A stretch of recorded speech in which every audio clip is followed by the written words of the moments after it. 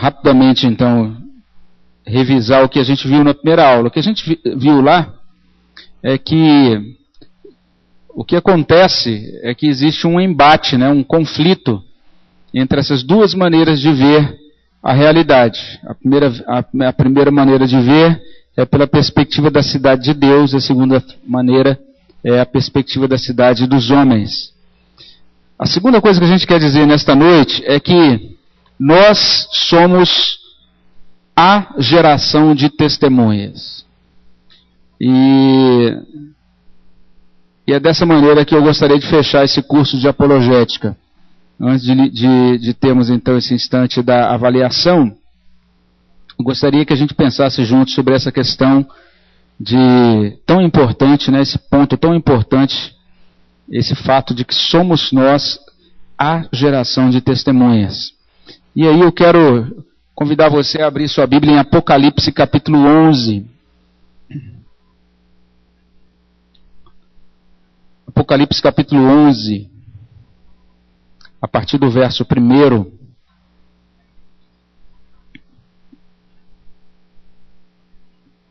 A gente vai dar uma rápida olhada nesse capítulo de Apocalipse. E depois eu vou liberar vocês para preencherem a avaliação, então, deste curso, dessa disciplina.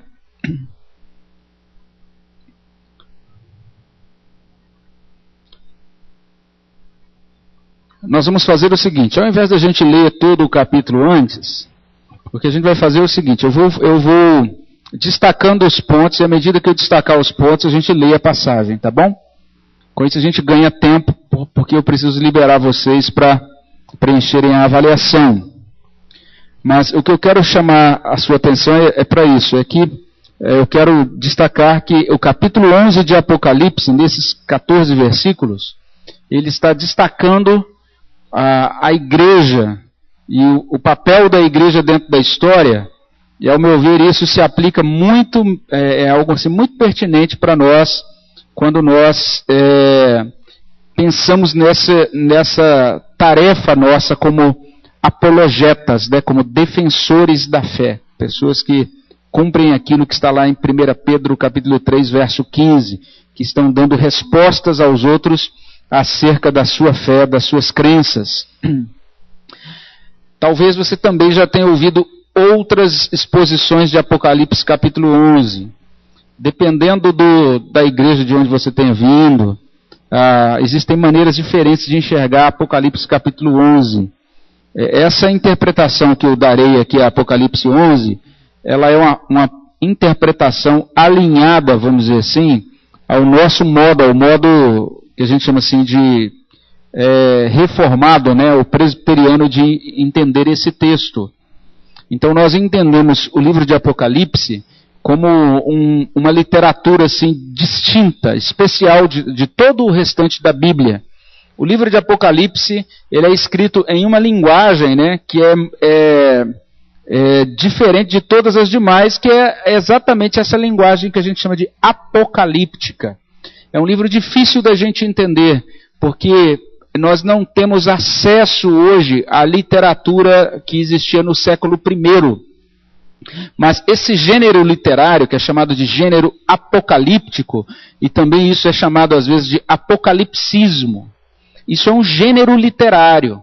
Assim como tem o gênero da narrativa, tem o gênero da poesia, tem o gênero chamado apocalíptico, o apocalipsismo. E esse gênero ele surgiu um pouco tempo antes de Cristo. Naquele período de transição, que é o que a gente normalmente chama de os 400 anos do silêncio, ou de silêncio, entre Malaquias e Mateus, então proliferou esse tipo de literatura, chamada literatura apocalíptica. E essa literatura, ela tinha um objetivo. O objetivo dela era confortar os crentes daquele tempo, para que os crentes soubessem o seguinte, que mesmo passando pelas mais difíceis lutas, Deus estava com eles. E que por mais que a história parecesse confusa, no final das contas Deus ia visitar o seu povo com graça e ia acertar a história. Então existem vários livros foram escritos naquela época, um pouco antes da época que Jesus nasceu. E existem vários livros que foram escritos depois, já do primeiro para o segundo século, que também são apocalipses. Não existe apenas o Apocalipse de João.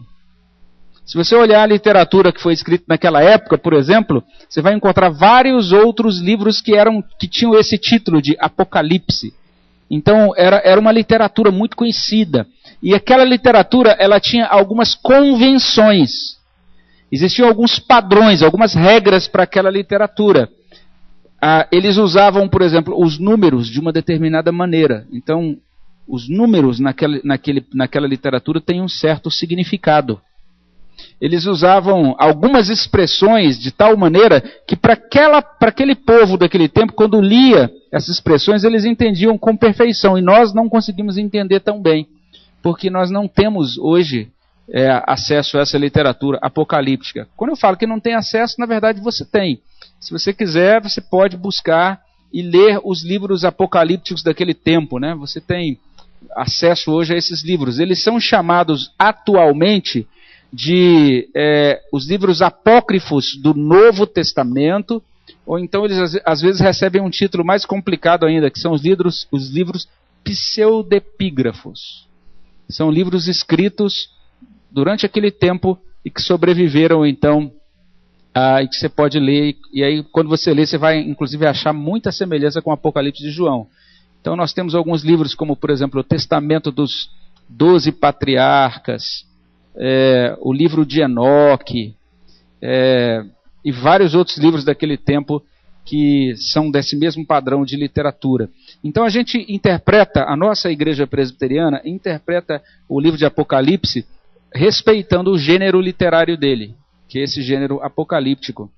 Então por isso que talvez a interpretação que eu vou passar para você que seja um pouquinho diferente da interpretação que você tenha recebido, se você veio, por exemplo, de uma igreja pentecostal ou de uma igreja batista.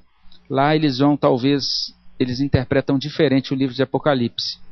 Nós vamos inclusive fazer um curso daqui a alguns meses aqui na nossa igreja sobre o livro de Apocalipse, se não der esse segundo semestre no ano que vem, mas para ajudar a nossa igreja aqui a entender esse livro. E aqui no capítulo 11, agora voltando finalmente ao ponto, fiz essa volta toda, né? O que a gente tem é isso, é a igreja sendo mostrada na história. E aí algumas coisas se destacam aqui. A primeira coisa que se destaca é aquilo que eu chamo aqui de a cidade santa pisoteada. Veja aí Apocalipse 11, versos 1 e 2, diz assim: foi-me dado um caniço semelhante a uma vara, e também me foi dito, dispõe-te, mede o santuário de Deus, o seu altar e os que nele adoram. Mas deixa de parte o átrio exterior do santuário e não o meças, porque foi ele dado aos gentios. Estes por 42 meses calcarão aos pés da cidade santa. Apocalipse 11 começa falando então da cidade santa sendo pisada durante 42 meses. E esses períodos de tempo, Apocalipse de vez em quando ele vai fazer menção, ele menciona que 42 meses, no verso 3 ele vai falar 1260 dias, às vezes ele vai fazer referência a 3 anos e meio, então preste atenção, repito, dependendo da igreja de onde você vem, isso é interpretado de um jeito lá. Na nossa igreja, nós entendemos que esses períodos todos, eles estão simplesmente indicando algo de forma simbólica. Lá no passado, exatamente nesse chamado período interbíblico, houve um homem que se levantou dentro da história e esse homem perseguiu de forma muito dura os judeus. Esse homem foi um homem chamado Antíoco Epifânio, ou Antíoco Epífanes. Ele foi um dos generais, logo depois da morte de Alexandre o Grande. Então, os generais de Alexandre dividiram aquele império grego em pedaços, e esse indivíduo, então, foi aquele que assumiu aquilo que hoje a gente chamaria de Síria. E ele, então, ele iniciou uma grande campanha contra o seu antigo parceiro, que agora havia assumido as terras da África, Ptolomeu. E Antíoco e Ptolomeu começaram então a disputar terreno. E a terra, o pedacinho de terra que ficava entre a Síria e a África é a Palestina. Então aquele pedacinho onde ficavam os judeus, aquele pedaço se tornou uma espécie de estrada que ora era em determinado tempo era tomado pelo reino do sul, né, que era o reino ligado à África, Ptolomeu, ou às vezes era dominada por Antíoco Epifânio. Ele tinha esse nome, Antíoco Epifânio, porque a palavra Epifânio ou Epifania significa manifestação de Deus. Ele dizia que ele era Deus manifesto. E ele, em determinado momento, ele dominou a Palestina. E naquele processo, naquele momento de domínio da Palestina, ele realizou um grande massacre dos judeus. Foi algo tão grande, um negócio tão... o derramamento de sangue foi tão grande. Você tem um relato disso na Bíblia Católica, num livro da Bíblia Católica, que é o livro de primeiro Macabeus. Então, nos livros de Macabeus, na Bíblia Católica, você vai ter esse relato. Isso está lá, é um relato histórico. Então, você pode ler, não tem problema, não é pecado você ler a Bíblia Católica nos livros de Macabeus para ver o que aconteceu nessa época. Tem um relato disso que aconteceu ali. E aquele homem, ele profanou o templo. Ele era tão blasfemo que ele... para quem já leu o Antigo Testamento, sabe que um dos animais mais impuros para um judeu é o porco. E esse homem Antíoco, ele profanou o templo, colocou dentro do templo uma estátua de Zeus, o deus grego, e ele sacrificou no altar do templo de Jerusalém um porco. E ele assumiu a seguinte missão: ele queria que os judeus abandonassem a fé judaica e assumissem os deuses gregos e a cultura grega. E quem não aceitava isso era morto. E isso foi tão duro que aquele homem recebeu um título. E o título que ele recebeu foi O Abominável da Desolação. É por isso que lá nos discursos apocalípticos, Jesus ele diz assim: quando vier o abominável da desolação, quando um judeu ouvia essa frase, abominável da desolação, ele já arrepiava a nuca. Ele falava, meu Deus, então vai ser essa figura que virá vai ser terrível, porque ele lembrava de Antíoco Epifânio. E o período que Antíoco Epifânio realizou essa chacina dos judeus durou esse período que é destacado aqui no livro de Apocalipse em alguns lugares diferentes do livro. Então você vai ver às vezes esse tempo sendo descrito assim, 42 meses, às vezes descrito por 1260 dias, 3 anos e meio. Então quando na literatura apocalíptica eles diziam isso, que o povo sofrerá por 1260 dias, 42 meses, 3 anos e meio, o que é comunicado aí é o seguinte, é que haverá um dia em que a cidade de Deus será pisada, e haverá um grande sofrimento, um sofrimento de tal monta, semelhante àquele que aconteceu na época de Antíoco Epífanes. Essa é a ideia. O que o texto está dizendo é que haveria um tempo na história em que a igreja seria profanada. Aquilo que é santo seria desconsiderado. Certo? Versos 1 e 2.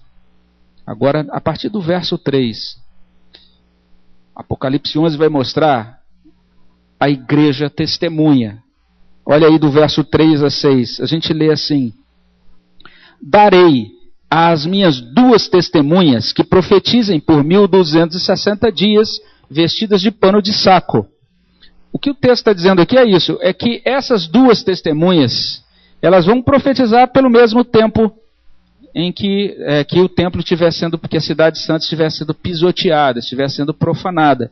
Enquanto estiver acontecendo aquela profanação descrita no verso 2, Deus vai estar levantando as testemunhas dele. Essas testemunhas dele estarão fazendo o quê? Estarão ministrando uma mensagem de arrependimento. Porque, nos termos da Bíblia, vestir-se de pano de saco equivale a arrepender-se. Então, observe, a igreja, o cristianismo sendo profanado, em primeiro lugar. Em segundo lugar, Deus levantando testemunhas que vão estar pregando uma mensagem de arrependimento. Diz assim, são estas as duas oliveiras, os dois candeeiros que se acham em pé diante do Senhor da terra. Se alguém pretende causar-lhes dano, sai fogo de sua boca e devora os inimigos. Sim, se alguém pretende causar-lhes dano, certamente deve morrer. Eles têm autoridade para fechar o céu, para que não chova durante os dias em que profetizem. Tem autoridade também sobre as águas, para convertê-las em sangue, bem como para ferir a terra com toda sorte de flagelos, tantas vezes quantas quiserem.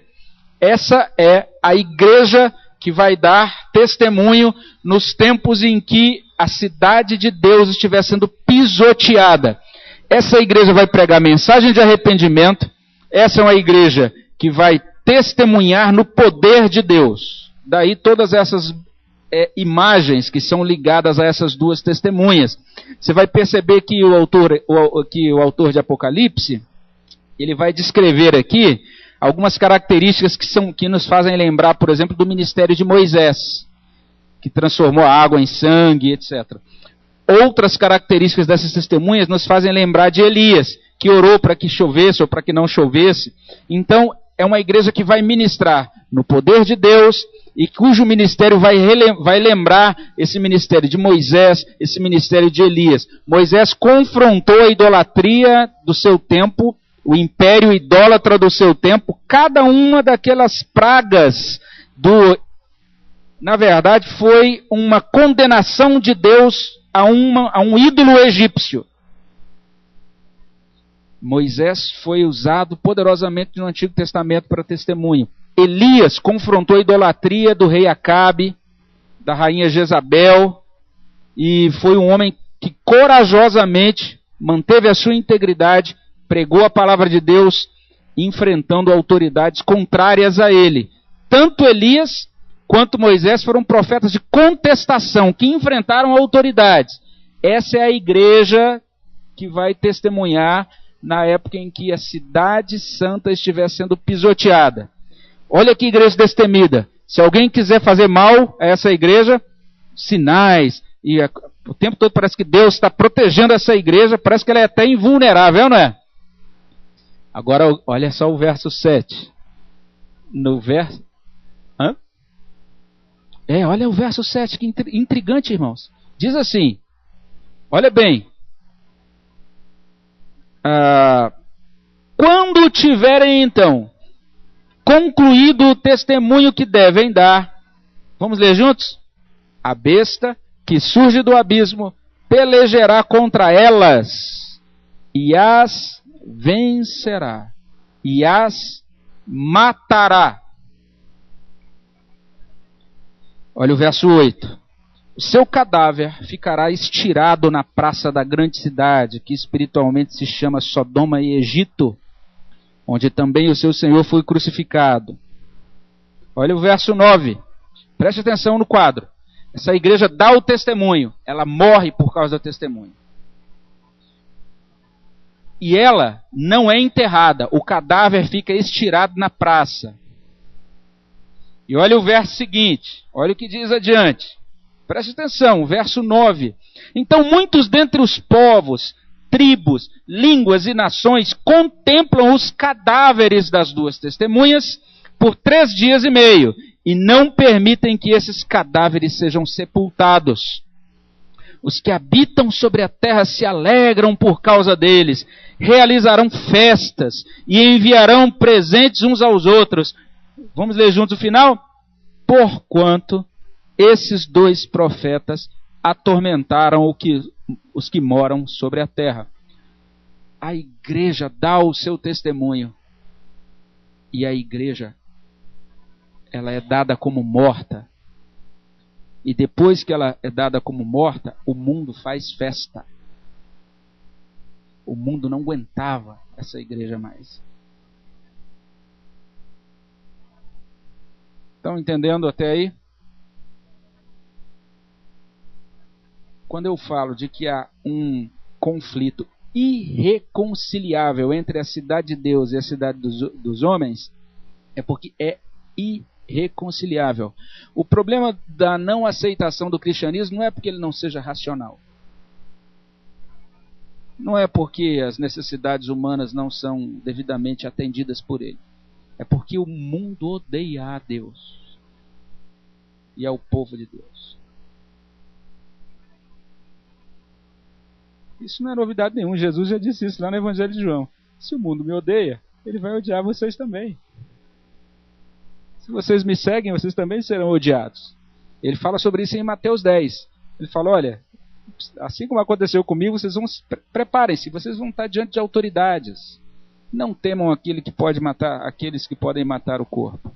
Vocês têm que temer aquele que pode não apenas matar o corpo, mas mandar a alma também para o inferno. Vocês temam a Deus, não temam os homens. Não se preocupem com o que vocês vão ter que falar naquele dia. Deus vai colocar na boca de vocês o testemunho que vocês terão de dar. Tudo isso Jesus já avisou com muita tranquilidade. Só que a igreja do século XXI tem se esquecido disso. Eu tenho ouvido muito disso. Nós seremos... Não. Preste atenção, eu estou falando isso com todo respeito. Se você aprendeu o Apocalipse de uma outra maneira, lá da sua igreja, e você acredita dessa outra maneira, ok.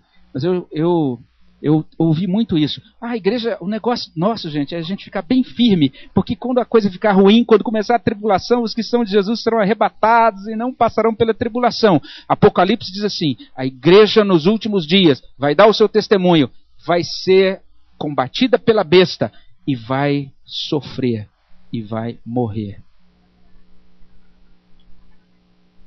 Chocante isso, não é?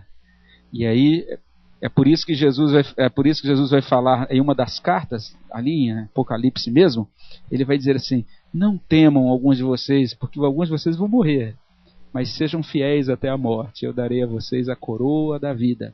Sim.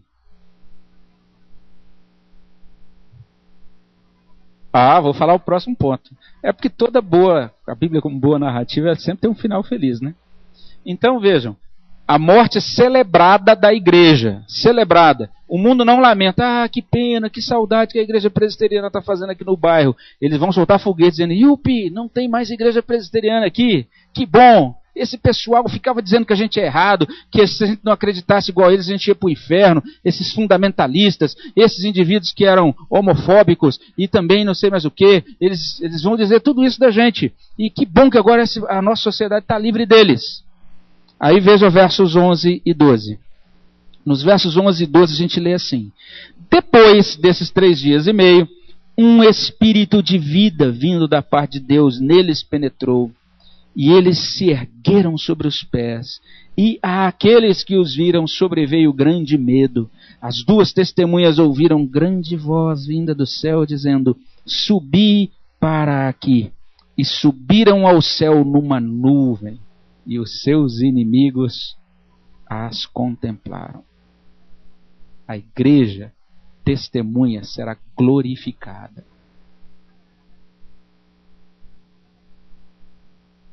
E o mundo vai ficar boquiaberto diante desse quadro. E aí Apocalipse 11 termina com o juízo final, versos 13 e 14. Naquela hora houve grande terremoto, ruiu a 10ª parte da cidade, morreram nesse terremoto 7.000 pessoas, ao passo que as outras ficaram sobremodo aterrorizadas e deram glórias ao Deus do céu. Passou o 2º ai, eis que sem demora vem o 3º ai.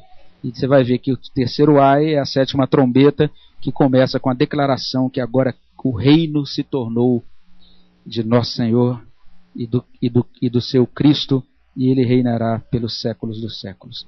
Então é literalmente essa descrição do juízo e depois do estabelecimento final do reino, até o final aí do capítulo 11. Essa é a igreja descrita em Apocalipse 11. Porque é super interessante, publica então as suas respostas às questões misteriosas do universo, e em cada resposta a super interessante, de certa maneira, está dizendo assim: nós conseguimos responder essas questões fundamentais sem Deus. Por que que na nossa cultura, se alguém faz alguma coisa de errado, contrário aos padrões de Deus, essa pessoa ganha notoriedade e aparece dando entrevista na mídia de por que fez e como fez? E aqueles que amam a Deus e que buscam viver nos padrões de Deus são simplesmente considerados chatos. Não queremos saber desse negócio desses crentes. Meus irmãos, é porque eu entendo, a minha convicção muito infalível é o seguinte: eu creio que nós estamos vivendo esses tempos em que a cidade santa está sendo pisoteada. Então, se você fez esse curso de apologética até aqui, eu quero terminar esse curso dizendo algumas coisas para você. E aí a gente conclui. A primeira coisa que eu quero dizer para você é: nós estamos vivendo agora, nós estamos lidando, quando você vê tudo isso na TV, na mídia, acerca, por exemplo, das mudanças nas leis, e do quanto essas propostas de mudanças são contrárias aos padrões do Antigo e do Novo Testamento. Quando você ouve qualquer autoridade dando uma entrevista dizendo assim: olha, nós não queremos uma explicação religiosa para isso. Fulano de tal agora assumiu tal cargo importante e, afinal de contas, esse cargo lida com, é o que vai refletir sobre a questão dos direitos humanos. Nós não queremos um religioso trazendo opiniões religiosas sobre isso. A religião não tem nada que dar pitaco sobre direitos humanos, nem sobre se é certo ou errado o uso de tecnologias ou de células-tronco para desenvolvimento de determinadas soluções. O cristianismo não tem nada a dizer acerca de ética, ou bioética, ou de administração pública, muito menos de gestão de escolas, ou de proposta educacional para a nossa cultura. Nós não queremos o cristianismo. O que está acontecendo hoje, meus irmãos, é o seguinte: nós estamos passando por um período, a nossa geração, ela está vendo dia após dia o processo de descristianização da nossa cultura. Esse processo de descristianização da cultura vai piorar. É por isso que eu disse ali, o segundo ponto é que não há lugar para ufanismo. Nós precisamos ser bíblicos. Agora vamos levantar a bandeira, vamos transformar a sociedade, o cristianismo vai mudar a sociedade. Não mudará. Vai piorar. Está ruim, vai ficar pior. Nós precisamos orar pelos nossos filhos. Por isso que eu tenho dito algumas vezes para os pais, que os pais, o maior legado que o pai cristão pode dar para o filho hoje, não é dizer: meu filho, eu quero que você seja feliz. É dizer: meu filho, eu quero que você seja fiel a Deus. Porque ser fiel a Deus será muito mais desafiador nas gerações seguintes. Dizer: eu entendo que homossexualidade é pecado, vai ser muito mais difícil para os nossos filhos e para os nossos netos do que para nós. Em nenhum lugar a Bíblia diz que o cristianismo vai mudar o mundo. O que a Bíblia diz é que o evangelho será pregado até que o último eleito seja alcançado. Quando a igreja terminar de dar o seu testemunho, nós chegaremos àquele tempo que, conforme a profecia de Cristo, se Deus não abreviasse os tempos, até mesmo os eleitos seriam eliminados, seriam destruídos. Porque a coisa vai ficar muito feia. E quando chegar no auge, no clímax dessa devastação da cultura e paganização da cultura, o Filho do Homem aparecerá nos céus com poder e muita glória. Entendem o processo? Então, a gente não precisa ficar... Às vezes eu vejo cristãos que ficam escandalizados. Estou escandalizado ao ver que a Daniela Mercury apareceu. Gente, isso é só o começo. Nós não precisamos nos escandalizar com isso. O que nós precisamos é ser santos no meio desta geração perversa. É entender que Deus vai cobrar de nós. Que a gente, então, já que nós somos defensores da família, que a gente viva, então, em família como devemos viver, como a Bíblia prescreve. Que a gente viva integridade como a Bíblia prescreve. O mundo não regenerado não será melhorado por meio das iniciativas cristãs. Preste atenção no que eu estou dizendo. Eu não estou dizendo que não devemos marcar posição, não estou dizendo que não devemos buscar mudar leis ou lutar contra isso em todas as instâncias possíveis, mas o que eu quero dizer é que em nenhum lugar existe uma promessa de que haverá uma mudança, que o cristianismo transformará as coisas, a não ser quando Cristo voltar. Esse é o fato. Então, nós não devemos ser ufanistas. O ufanista é esse que começa a dizer, é fácil, põe aqui um outdoor. São José do Rio Preto, povo de Deus, declare isso. São José do Rio Preto é do Senhor Jesus. É dele mesmo. Só que é o seguinte, a igreja de São José do Rio Preto precisa estar pronta a dar testemunho, sabendo que ela vai enfrentar, vai pagar um preço para ser fiel a Deus. Esse é o ponto. Além disso, nós devemos ser apologetas nos termos de 1 Pedro 3,15. É o texto que a gente começou esse curso. Lembram? Primeira aula do curso. O que cabe a nós? Lembrem-se que eu falei que Pedro estava falando ali para uma igreja que vivia um momento de dificuldade. A igreja do século 21 também é uma igreja que vive um momento de dificuldade. Independentemente da gente obter conforto ou não, independentemente das multidões crerem em Cristo ou não, mas nós precisamos o tempo todo da razão da nossa fé. Dizer assim, olha, nossa fé, ela tem uma base histórica, ela não é um conto de carochinha, existem bases históricas, factuais.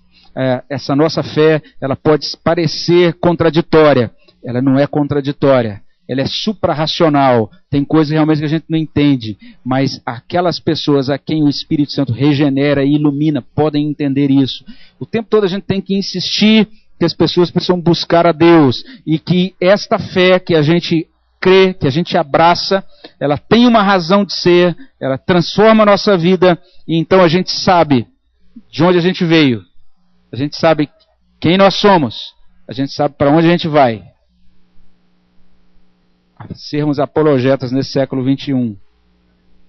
E por fim, nós somos convocados a testemunhar, orando pelo avivamento que precederá a glorificação. Já parou para pensar que já parou para observar que no nosso boletim, todos os dias da semana, nos nossos pedidos de oração, a gente tem lá, orar por avivamento? É porque, de acordo com Apocalipse 11, quando todo mundo pensar que a igreja está morta, Deus vai avivá-la, vai avivar a sua igreja.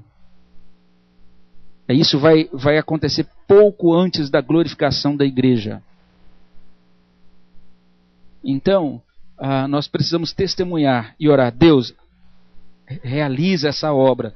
A gente percebe nessa profecia de Apocalipse, quando todo mundo olha para a tua igreja e diz, esses já morreram. Então o Senhor vem e manda o seu Espírito, e o seu Espírito então revigora, revitaliza a sua igreja. Então o objetivo desse curso é nos ajudar a compreender isso, fornecer respostas, mas sempre entender isso, que o problema do homem é mais profundo do que uma mera dúvida intelectual. É de fato uma rebeldia contra o Deus vivo. Isso significa que não adianta a gente só aprender, decorar a resposta, entendendo que a gente vai falar isso para as pessoas, elas vão dizer, agora eu entendi, você é cristão. Não é isso.